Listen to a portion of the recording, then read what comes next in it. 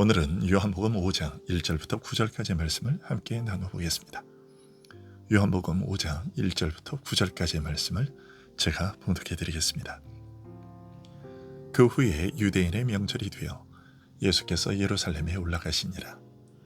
예루살렘에 있는 양문 곁에 히브리 말로 베데스다라 하는 못이 있는데 거기 행각 5이 있고 그 안에 많은 병자, 맹인, 다리 저는 사람, 혈기 마른 사람들이 누워 물의 움직임을 기다리니 이는 천사가 가끔 못에 내려와 물을 움직이게 하는데 움직인 후에 먼저 들어가는 자는 어떤 병에 걸렸든지 낫게 되밀어라.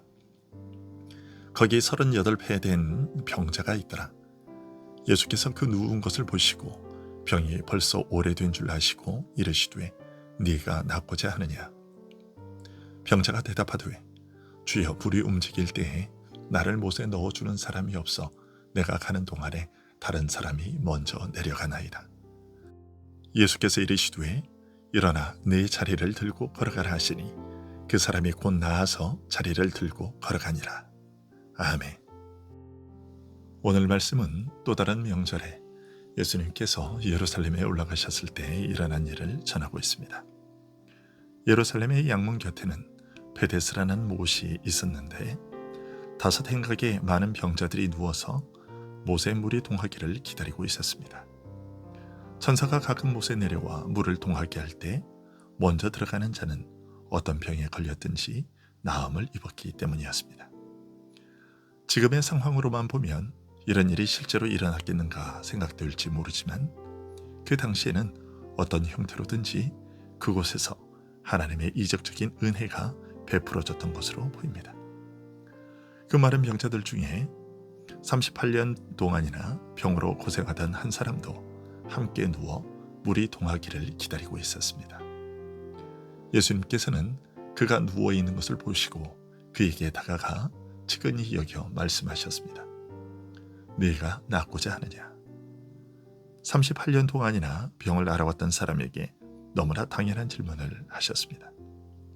38년이나 알아왔지만 그래도 병을 고침받을 수 있는 곳이라고 알려진 곳까지 나와 누워있는 사람이었습니다. 그러니 그에게 네가 낫고자 하느냐라는 질문은 할 필요가 없는 질문이었던 것이죠. 그러자 자신 앞에 있는 이가 누구인지 알지 못하는 그 병자는 주여 물이 움직일 때 나를 못에 넣어주는 사람이 없어 내가 가는 동안에 다른 사람이 먼저 내려가나이다 라고 답했습니다. 일반적으로 병으로 아파 누운 사람이 있는 그런 경우에 가족들은 모두 힘을 모아 병든 가족을 돌봅니다. 그러나 어찌된 사연인지 모르나 38년 동안이나 병을 앓고 있던 이 사람에게는 그런 사람이 하나도 남아있지 않았습니다. 이제는 우리가 더 이상 당신에게 해줄 것이 없으니 베데스다 못에 가서 요행이라도 바라라고 데려다 주었던 것인지 아니면 누가 갖다 버리듯이 이곳에 두었는지는 알 수 없으나 지금은 누구의 보살핌도 받을 수 없는 형편에 있었던 것입니다. 이런 서름과 고통을 생전 처음 본 낯선 사람에게 말한 것은 생면부지의 사람이지만 그래도 혹시나 자신의 사정을 듣고서 딱하게 여겨 자신을 물에 넣어줄 수 있는가 하는 일말의 기대를 드러내 보인 것입니다. 이것은 절망적 희망이었죠. 도저히 바랄 수 없는 희망이요. 연못이 물에 동하여 어떤 병이든지 낫게 하는 하나님의 능력이 나타나기를 기대하는 것보다 더 바라기 어려운 희망이었습니다. 38년이나 병들어 누운 끝에 가족마저 버린 듯한 그런 사람을 누가 도우려 하겠습니까? 예수님께서는 내게는 도울 자가 아무도 없다는 절망으로 괴로워하는 그 병자에게 선언하셨습니다. 일어나 네 자리를 들고 걸어가라. 병자가 바란 최선의 도움은 물이 동할 때 자신을 그 못에 던져 넣어줄 사람이었습니다. 그런 그에게 예수님의 이 말씀은 너무나 뜻밖이었습니다. 자신을 측은히 바라보는 눈빛을 보고서 슬픔과 고통을 잠시 하소연했던 것일 뿐인데 그분이 명하기를 물이 동할 때까지 기다릴 필요 없이 즉시 일어나 걸으라고 하신 것입니다.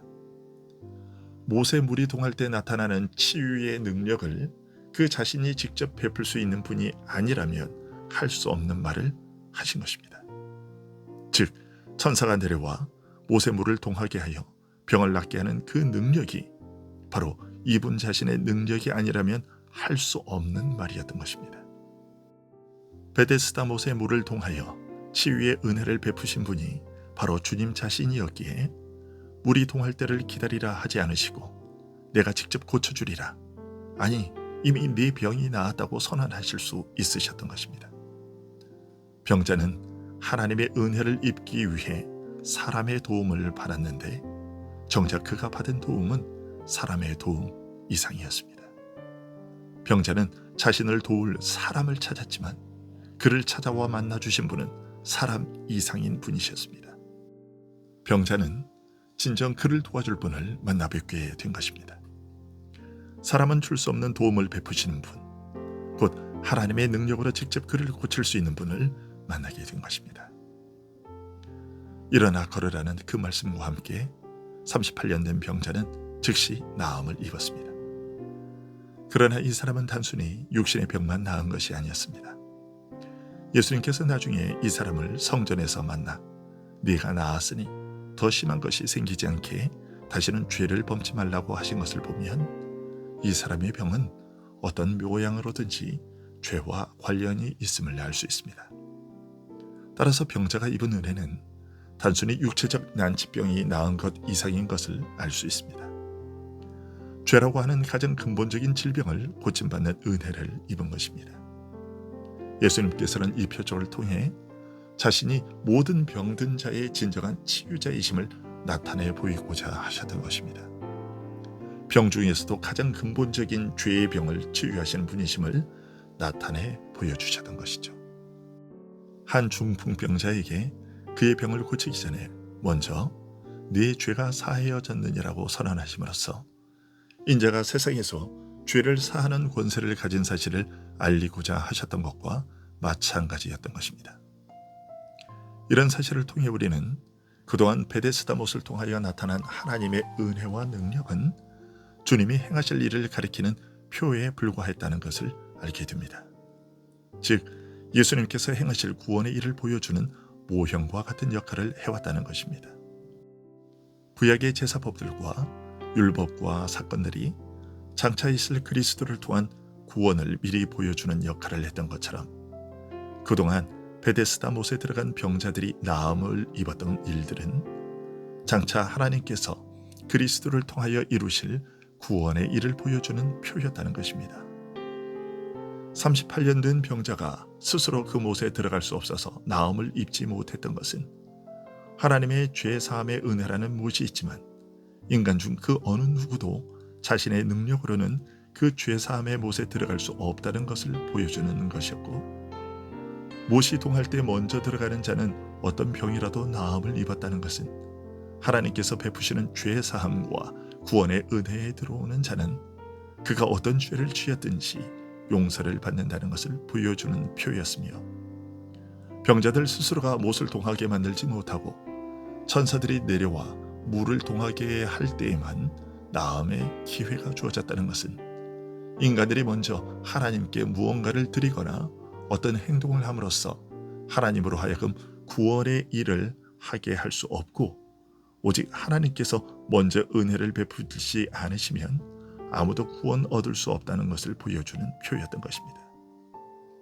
그리고 그리스도께서 38년 된 병자에게 찾아오신 것은 죄의 병에 깊이 빠져 아무것도 할 수 없는 우리를 불쌍히 여기시고 그런 자들을 구원하기 위해 주님께서 하늘 영광을 버리고 죄인들로 가득한 이 땅에 친히 찾아오셨다는 것을 알려주는 일이었습니다. 우리는 이처럼 구원에 있어서는 철저히 무기력한 자인데 그런 우리를 구원하기 위해서 주님이 우리에게 찾아오셔서 친히 구원을 베풀어 주셨습니다. 이런 주의 은혜를 생각하고 주께서 38년 된 병자에게 말씀하셨던 것처럼 다시 죄를 범치 않는 거룩한 생활을 하는 자들이 되어야 하겠습니다.